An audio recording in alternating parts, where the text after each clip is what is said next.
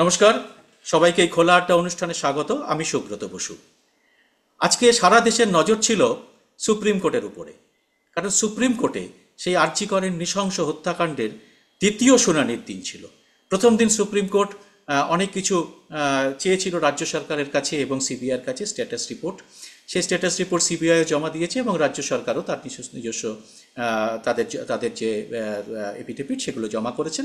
এবং সে নিয়ে আজকে সুপ্রিম কোর্ট যে ভাষায় এবং যে ভঙ্গিতে আজকে সুপ্রিম কোর্টে যে আলোচনা হলো সেটা সত্যি প্রায় নজিরবিহীন বলা যায়। এবং এরকম মামলায় রাজ্য সরকারকে যেভাবে তারা আজকে আক্রমণ করেছে এবং যে ভাষায় একজন বিচারপতি জাস্টিস তিনি কথা বলেছেন, সমস্তটাই আমরা আজকে শুনবো। আমাদের সঙ্গে রয়েছেন আইনজীবী এবং সমাজকর্মী বিশ্বজিৎ মুখোপাধ্যায়। বিশ্বজিৎ দা, সমস্ত দর্শকদের পক্ষ থেকে আপনাকে স্বাগত এই অনুষ্ঠানে। আমরা প্রথমে জানতে চাইব যে আপনি সুপ্রিম কোর্টের আজকের যে এই যে শুনানিতে সুপ্রিম কোর্টের যে মেজাজটা আপনি দেখলেন, প্রথমে একটু সেইটা একটু যদি আপনি আমাদের একটু দর্শকদের জানান। ধন্যবাদ। আজকে সুপ্রিম কোর্টের যে হিয়ারিংটা হলো সেটা আমি দেখছিলাম, ফলো করছিলাম। কারণ আমি খালি বলে নয়, ভারতবর্ষের অসংখ্য মানুষ, লক্ষ লক্ষ মানুষ আজকে সুপ্রিম কোর্টের জাজমেন্ট কি হয়, সুপ্রিম কোর্টের যে নির্দেশ দিয়েছিলেন সেটা কতটা রাজ্য সরকার সিবিআই কার্যকারী করে সেটা দেখার উপর নির্ভর করছে সব। এবং মানুষের আস্থা ফিরবে কিনা প্রশাসনের উপর নির্ভর করছে আজকে এই সুপ্রিম কোর্টের বিচার ব্যবস্থাটা কিভাবে এগোয় তার উপর নির্ভর করছে মানুষের প্রশাসন সম্পর্কে, বিচার ব্যবস্থা সম্পর্কে কতটা আস্থা রাখবে।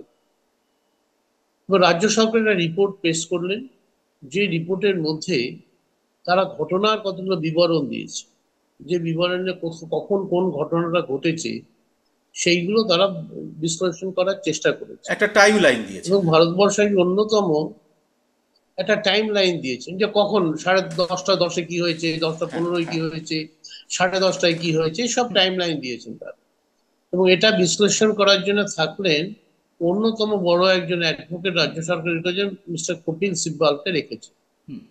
তো রাজ্য সরকারের রিপোর্টটা দেখেই সুপ্রিম কোর্টে যে বেঞ্চ ছিল তার একজন মাননীয় বিচারপতি একটা করলেন, এটা অত্যন্ত লজ্জাজনক। তিনি বললেন রাজ্য সরকার যে রিপোর্টটা দিয়েছেন টাইম লাইন এবং যেভাবে তারা কাজটা করেছে, এটা দীর্ঘ 30 বছরে তার অভিজ্ঞতাতে এই জিনিস তিনি দেখেননি। জাস্টিস এর পারদিওয়াল, থেকে আর কি খারাপ কথা হতে পারে বলুন?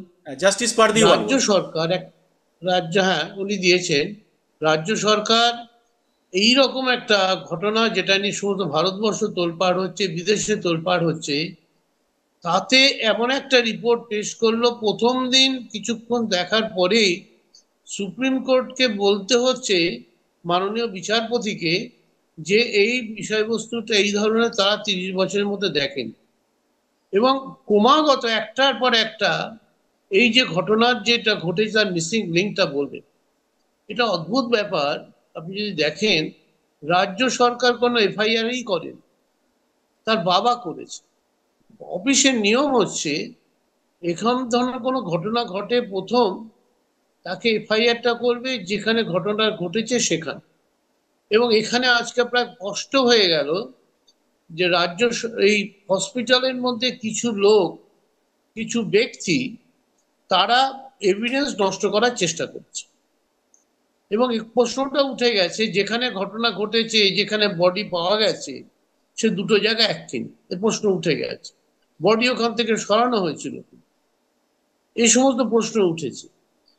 সুতরাং এই প্রশ্ন যখন উঠছে তার মানে একটা জিনিস খুব গুরুত্বপূর্ণ উঠেছে আজকের এই ইয়েতে, সেটা হচ্ছে যে এই যে টাইম লাইন নিয়ে আপনি বললেন যে টাইম লাইনটা যেটা 12টার সময় এফআইআর করা হয়েছে।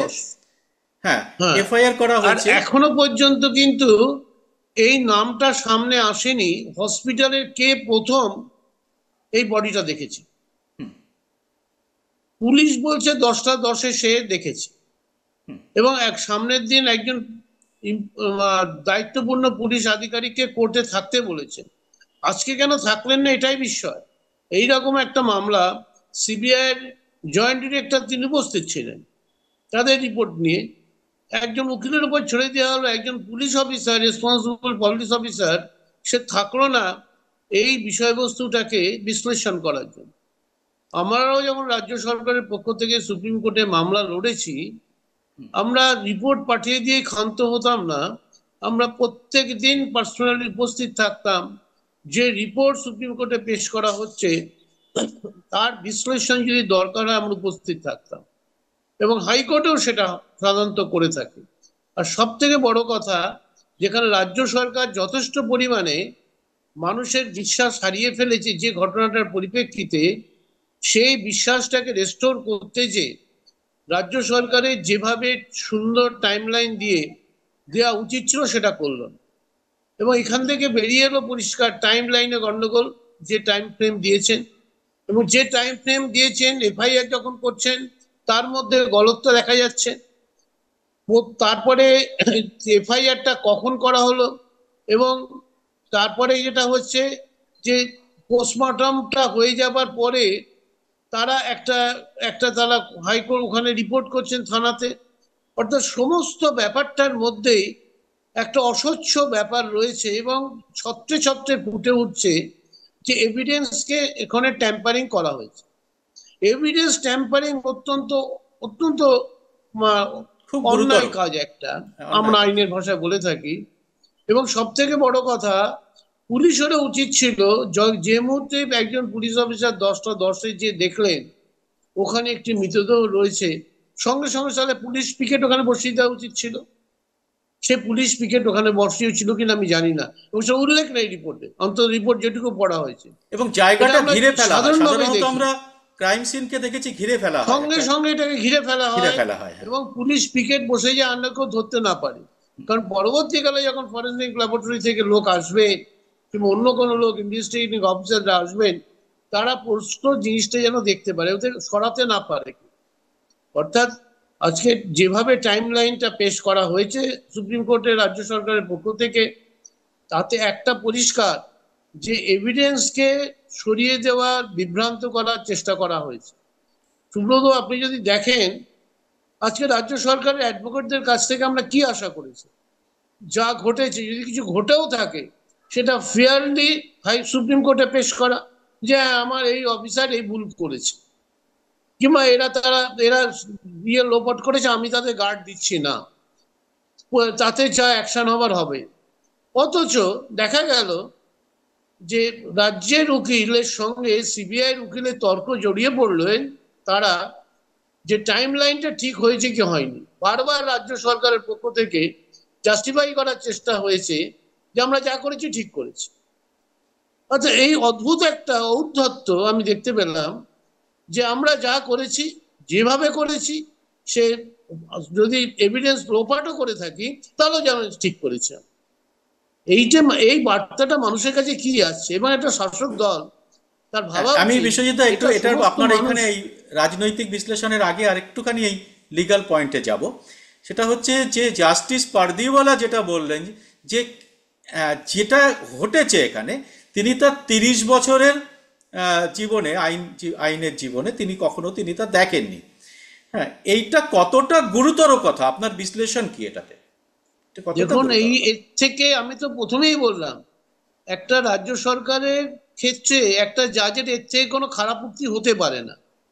অর্থাৎ একজন অত সিনিয়র জাজ, তিনি বলছেন যে তার 30 বছরের আইনি জীবনে এই ধরনের রিপোর্ট উনি কোনোদিন দেখেননি, এবং এই ধরনের কার্যাবলীও দেখেননি। মানে একটা ঘটনা ঘটলো, তার ডাক্তাররা মানে একটা সেখানে ব্যতিক্রমী রিপোর্ট কিভাবে নিয়ে act আজকে করলেন। সরকার হাজির হয়েছিল, একটা ব্যতিক্রমী হ্যাঁ, রিপোর্ট যেটা কোনোদিন এরকম হয় না। এবং এই রিপোর্টটা তো আমরা সবাই আশা করেছিলাম। সরকারও নিয়ে বলছে আমরা কাউকে বাঁচাবো না, পুলিশও বলছে আমরা কাউকে বাঁচাবো না। যদি না বাঁচানোর ইচ্ছে থাকে তাহলে যা হয়েছে সেটাই দেওয়া উচিত ছিল। হ্যাঁ, এরা এরা তোর এরা লোপাট করার চেষ্টা করেছে।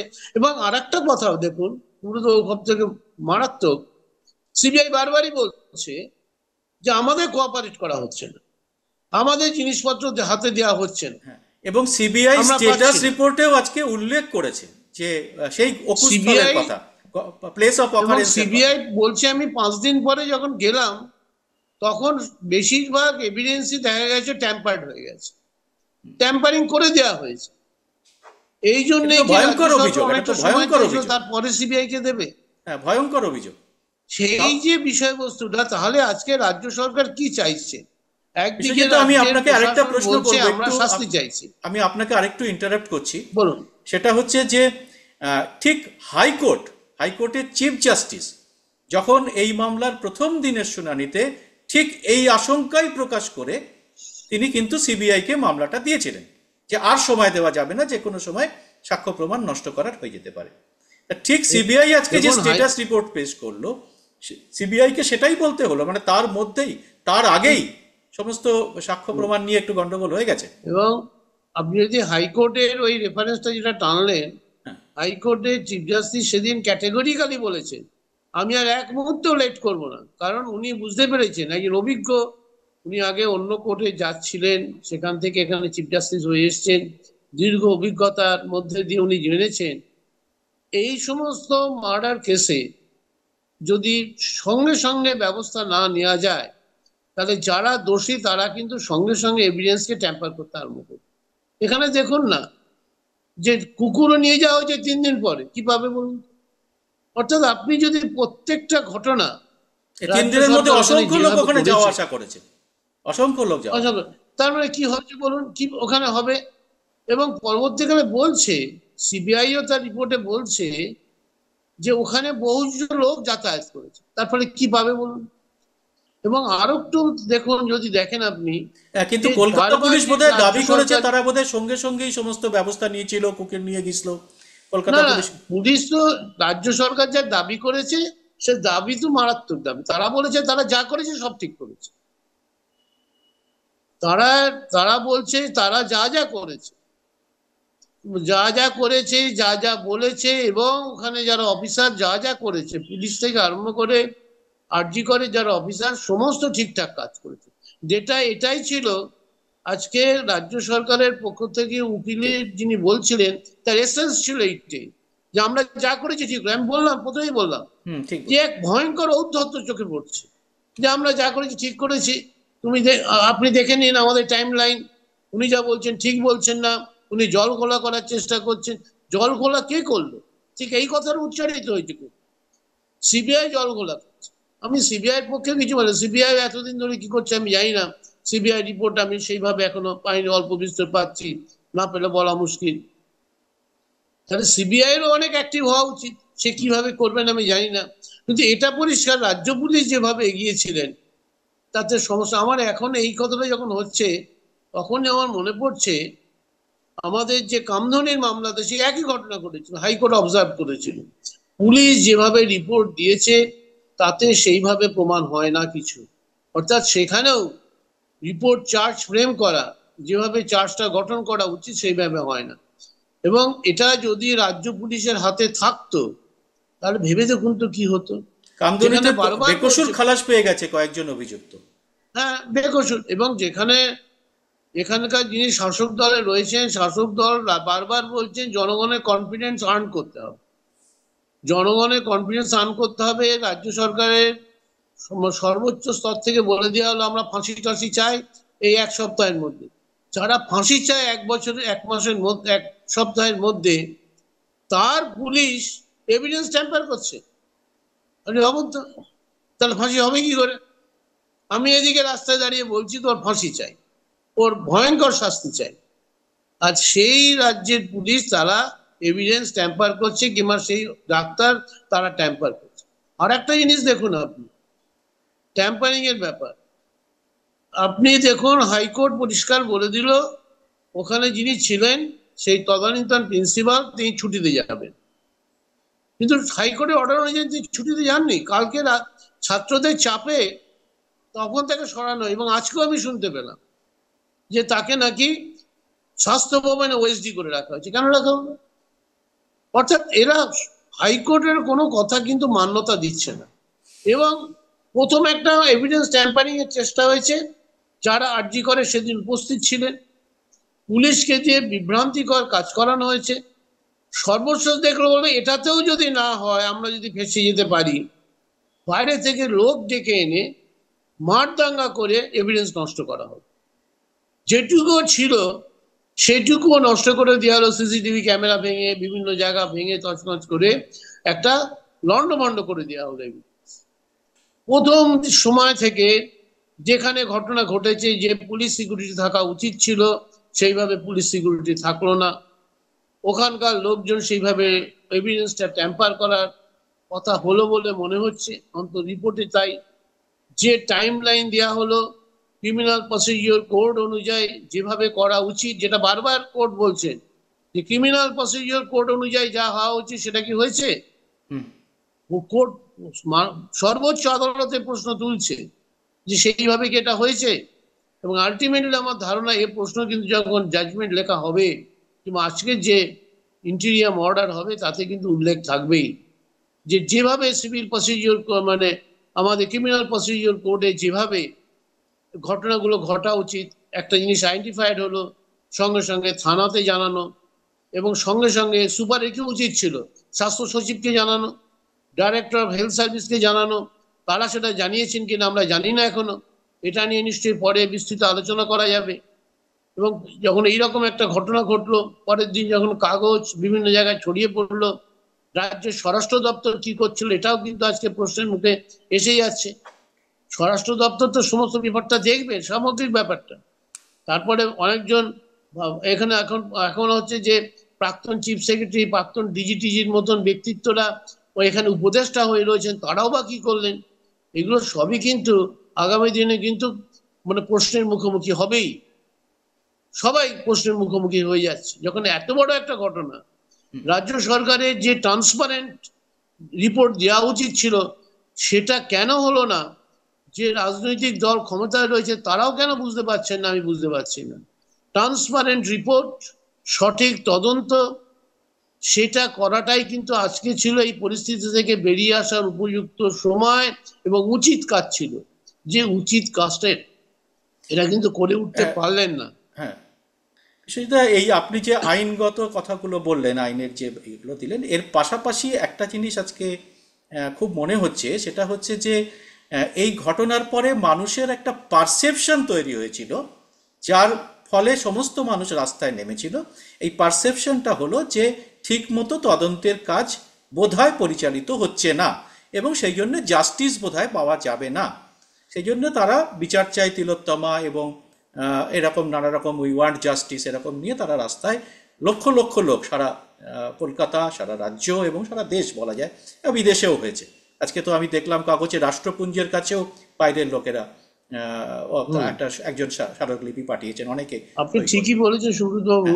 তো এইটা শাসক দলের কাছে, হ্যাঁ, এইটা শাসক দলের কাছে কতটা অস্বস্তির কারণ আজকের এই সুপ্রিম এটা কোর্টের অস্বস্তির কারণ, এবং সমস্ত মানুষ, লক্ষ লক্ষ মানুষ দেশে বিদেশে যে পারসেপশনটা করেছিল বিচার পাবে কি পাবে না, এই যে সন্দেহ দানা বেঁধেছে আমাদের এই পশ্চিমবঙ্গে একটার পর একটা ঘটনার পরিপ্রেক্ষিতে, সে যাদবপুরের ঘটনায় বলুন, আনিস খানের মৃত্যুই বলুন, কিংবা কামধনির ঘটনায় বলুন, পার্কস্ট্রিটের ঘটনা বলুন, কিংবা শিক্ষা ক্ষেত্রে, স্বাস্থ্য ক্ষেত্রে, রেশন ক্ষেত্রে, সর্বত্র এই যে দুর্বৃত্তায়ন গুলোকে যে বিচার সঠিকভাবে হচ্ছে না। সুতরাং এই যে একটা বিচার পাওয়া যাবে কি যাবে না, এই যে প্রশ্নটা এটা ঘুরেছিল, লক্ষ লক্ষ মানুষ হাঁটলো, তাদের পারসেপশনটা কিন্তু আজকে সুপ্রিম কোর্টে রাজ্য সরকার যে রিপোর্টটা দিল তাতে মান্যতা পেল। অর্থাৎ তাদের ধারণাটা সঠিক, তারা ঠিক হলো। আজকে রাজ্য সরকার যদি আজকে সঠিক রিপোর্ট দিত, সঠিকভাবে, যদিও কিছু ভুলভ্রান্তিও কিছু করে থাকেন, কিছু লোক তো সবসময়, প্রশাসনে সবসময় ভালো লোক থাকবে কোনো কথা নেই, কিছু লোক দুষ্ট লোক থাকতেও পারে। রাজ্য সরকারের তো উচিত না তাকে গার্ড দেওয়া, তার সম্পর্কে যা বলার বলে দেবে রিপোর্টে। তাহলে কিন্তু রাজ্য সরকারের সম্পর্কে একটা মান্যতা আসতো। কিন্তু আজকে যেটা হলো, এই যে টাইম লাইন নিয়ে গন্ডগোল এবং যেভাবে এটাকে এভিডেন্স গুলোকে লোপাট করার চেষ্টা, একজন মাননীয় বিচারক বললেন 30 বছরের জীবনে তিনি এই ধরনের রিপোর্ট দেখেননি। তাতে এই যে লক্ষ মানুষ যে আশঙ্কাটা নিয়ে রাস্তায় হেঁটেছিল সেটাই কিন্তু মান্যতা পেল সুব্রত বাবু।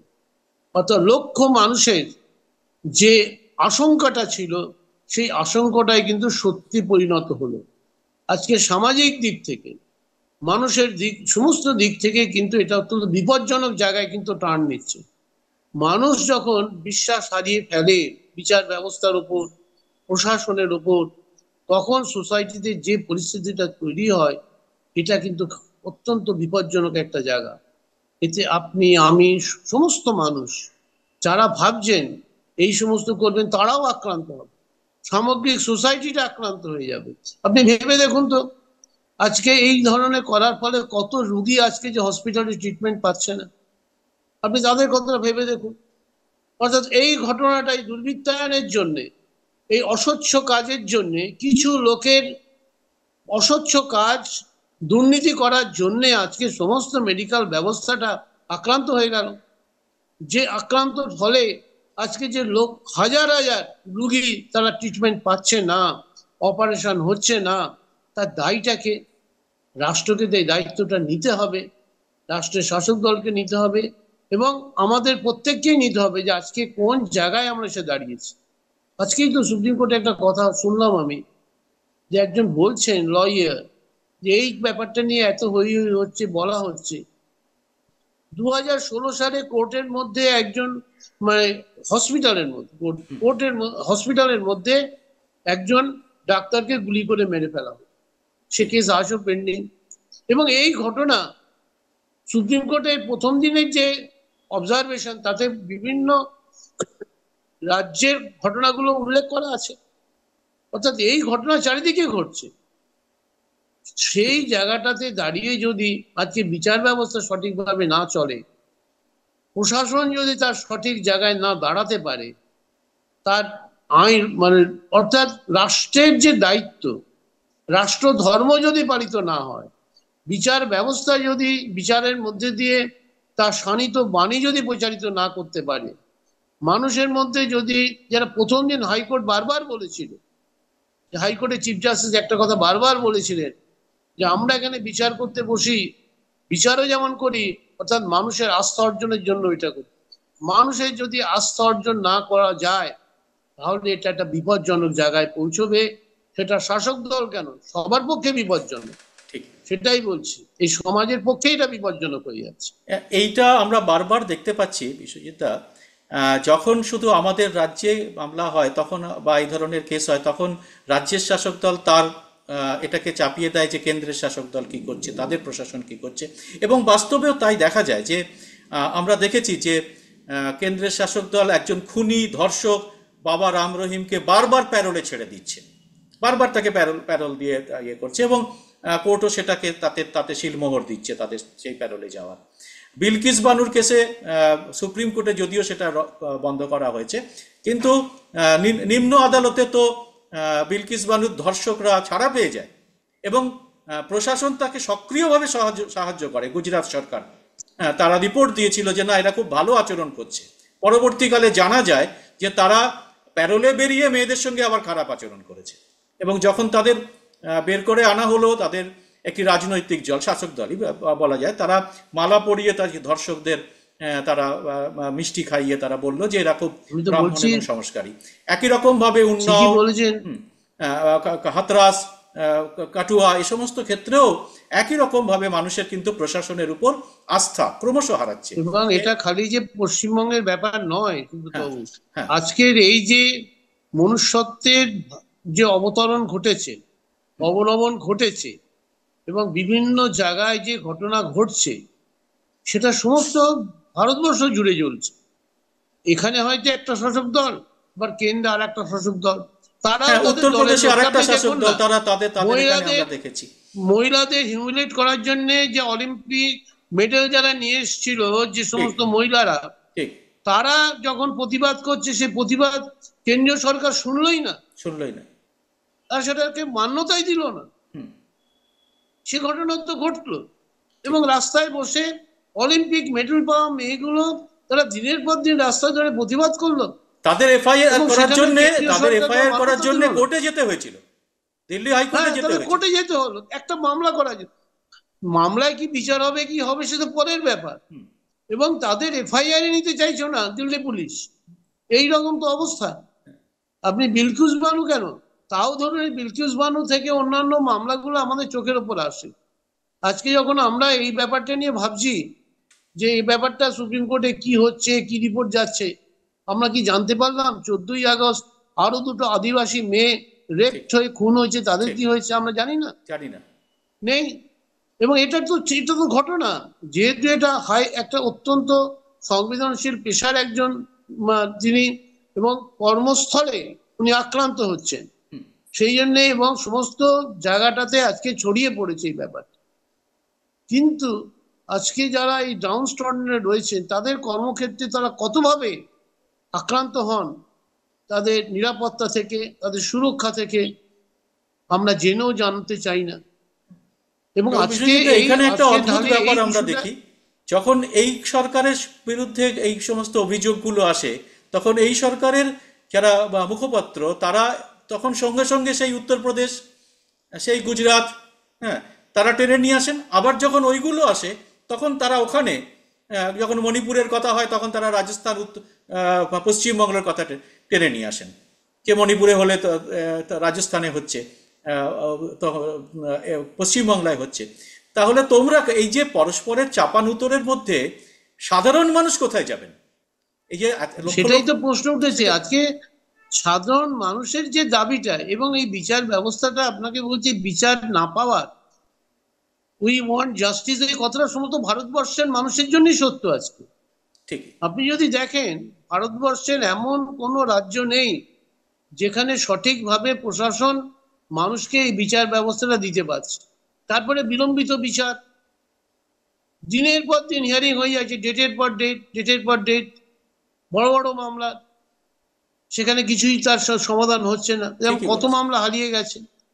এবং আপনি দেখুন না, আজকেই আপনি সেদিন যাদবপুরের কথা বলছিলেন, যাদবপুরের 1 বছর আগে, হ্যাঁ, স্বপ্নদ্বীপের কি হলো? কিছুই হলো না, কেউ জানতে পারলো না। কেউ জানতে পারে। সে এবং যে মামলা চলছে, রেকমেন্ডেশন হ্যাঁ, আজকে কোনো কোনো কাগজটা সাজা দেখছি, হয়নি এখনো কারো।